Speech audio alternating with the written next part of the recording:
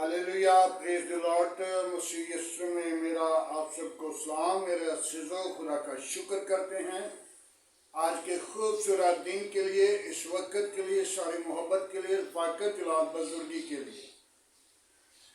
मेरे अज़ीज़ों, आज पाक और सबत का दिन है। खुदा उनका शुक्र करते हैं। खुदा ने हमको आज का दिन देखना नसीब किया और बहुत सारे लोग हैं जो आज का दिन नहीं देख सके। खुदा उनके घरानों को, उनके लोगों को बरकत दें। और आज हमें चाहिए कि हम खुदा उनका शुक्रगुजारी करते हुए अपने खुदा के हजूर आएँ, ताकि खुदा अपने लोगों को बेहद प्यार करता है।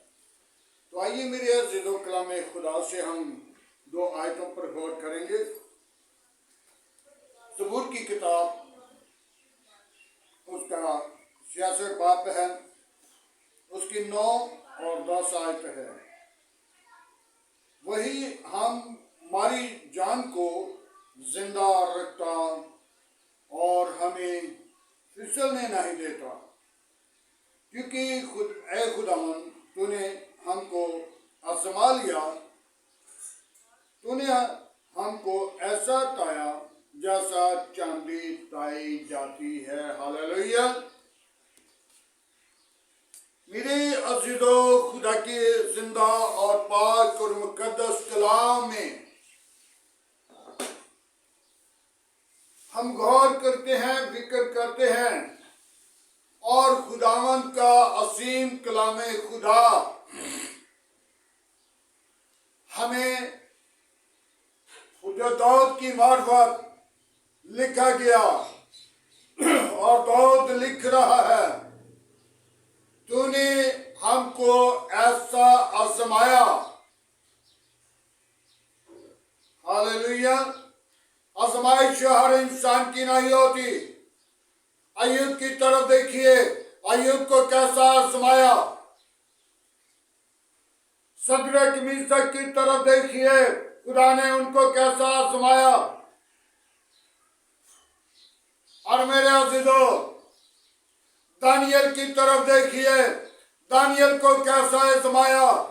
और जितने भी खुदा के करीब हैं, खुदा उनको आजमाता है और खुदा उनको जानता है। खुदा उनके साथ है और खुदा उनकी रहनुमाई करता है और खुदा उन्हें और बरकत देता है।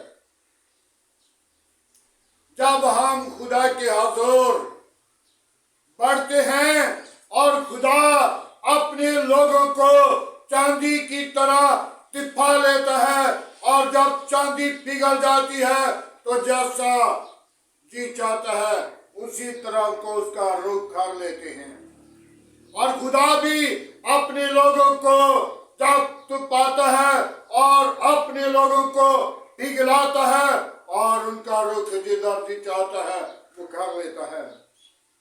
नहीं तो बनीनो इंसान अपनी मर्जी के साथ जब चलता है तो वो अबलीस की राह पर चलता है, वो अबलीस के मंसूबों को कायम करता है। मेरे अज़ीज़ों, अपने लोगों को खुदा हमेशा तपाता है ताकि वो चांदी की तरह पिघल जाए। आज हमें जरूरत है कि हम अपनी जिंदगी पर गौर करनी है, अपनी सोच पर गौर करनी है, और खुदा अपने लोगों को हरगिज़ फिसलने नहीं देता,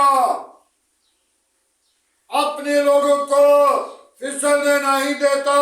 और जो दगेबाज और खूनी है, बुत प्रस्त है, जनाकार है, हरामकार है, दावत प्रस्त है और चुगलियां करने वाला है, गालियां निकालने वाला है, खुदा उनको देखना मुनासिब नहीं समझता।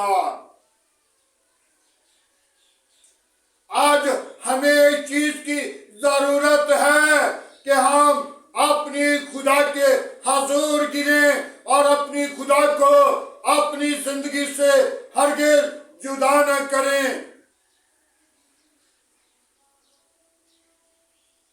मेरे अज़ीज़ों, खुदा उनका शुक्र करते हैं। खुदा अपने लोगों को फिसलने नहीं देता।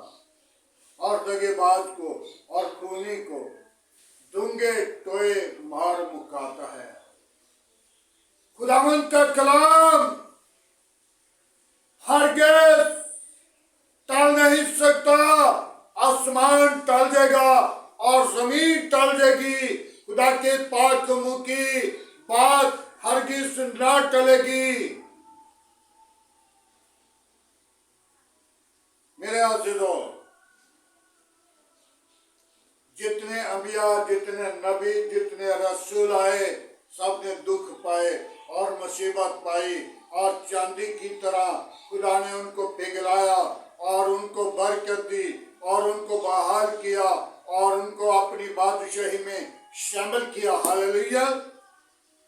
आज हम भी अपनी जिंदगी पर गौर कर लीजिए, अपने आप को तैयार कर लीजिए, ताकि हमें खुदा चांदी की तरह पिघलाता है और चांदी की तरह मोड़ लेता है और चांदी की तरह तो पाकर हमको सोने की मानद बना देता है।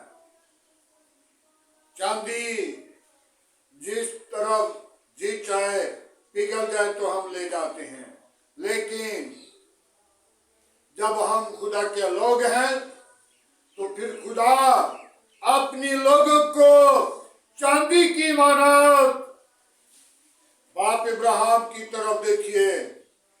बाप इब्राहिम एक गुर्बत में था और खुदा ने गुर्बत से निकालकर कहां पे लेकर आया और कहां तक बाप इब्राहिम को कहा, जो तुझे अच्छी चीज लगती है उसकी कुर्बानी मेरे हुजूर लेकर आ।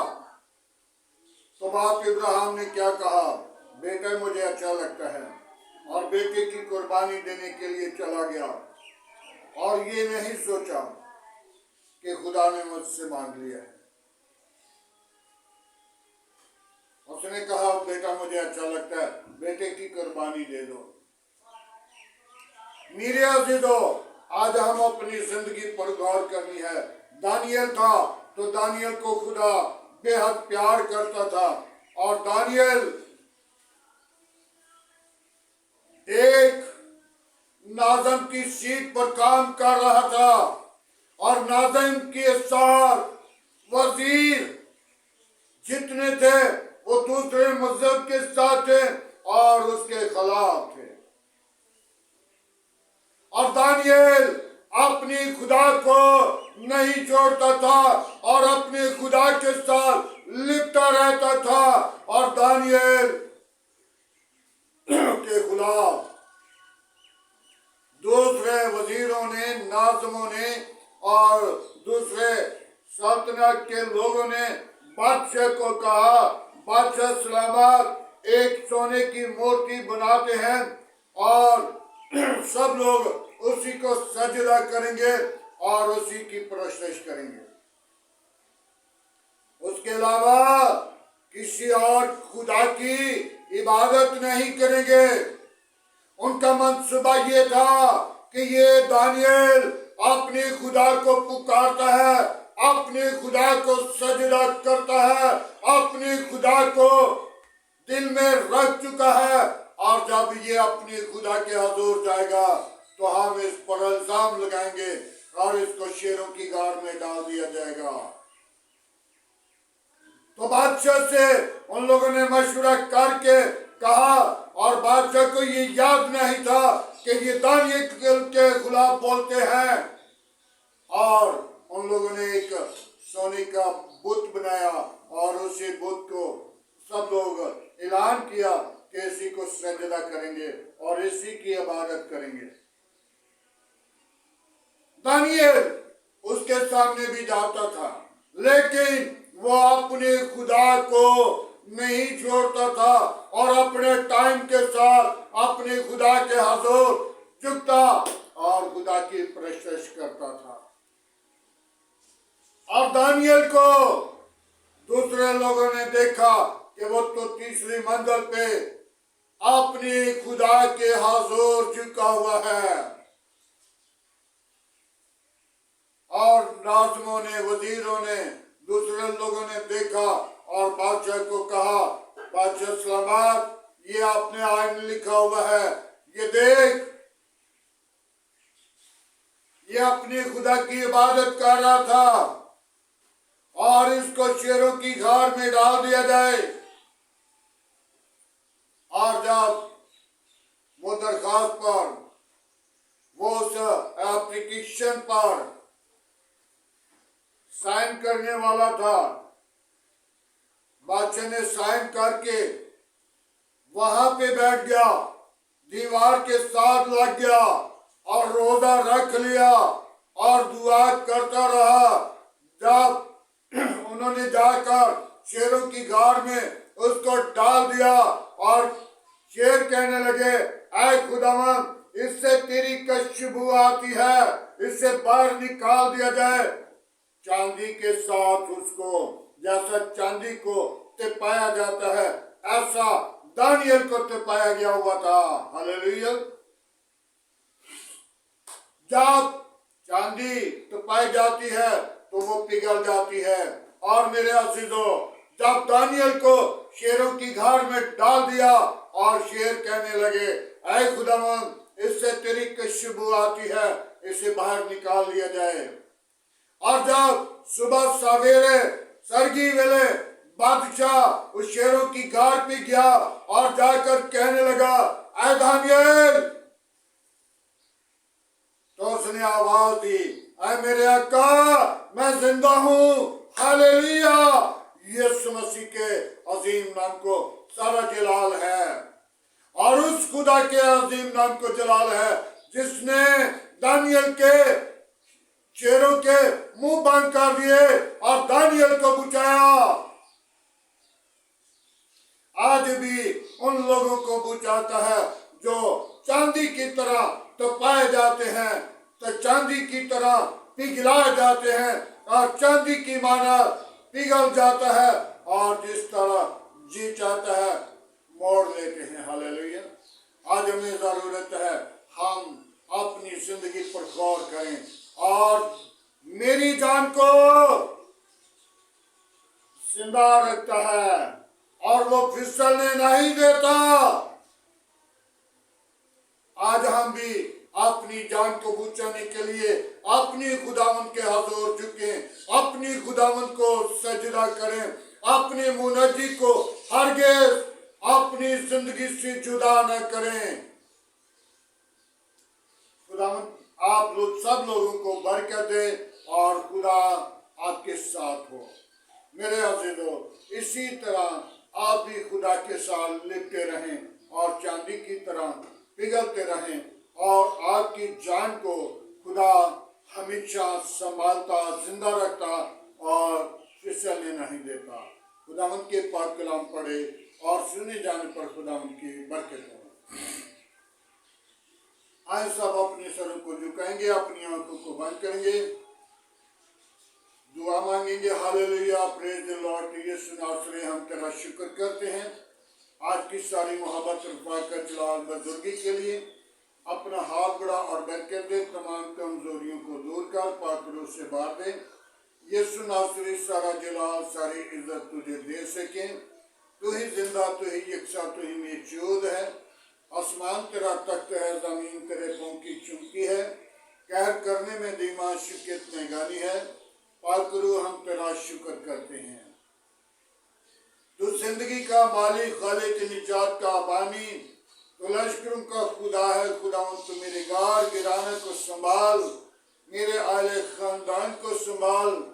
जो मेरे आले खानदान के अंदर मुश्किलें आते हैं, मुसीबत है, परेशानी है, कमजोरी है, गंदी तासीरें हैं, शैतान की कोफ्ते हैं, लानती वबा है, यीशु के नाम से वो जाती रहे और मेरा घराना निजात पाए और सारा जलाल यीशु तेरे नाम को मिले।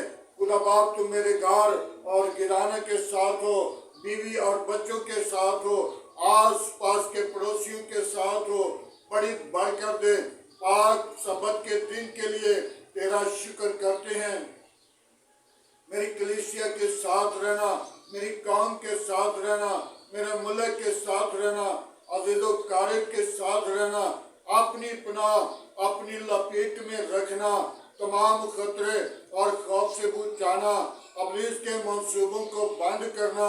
यीशु तेरे नाम को सारा जलाल दे, तो ही जिलाल का बड़ा हुआ है, तेरा शुक्र करते हैं।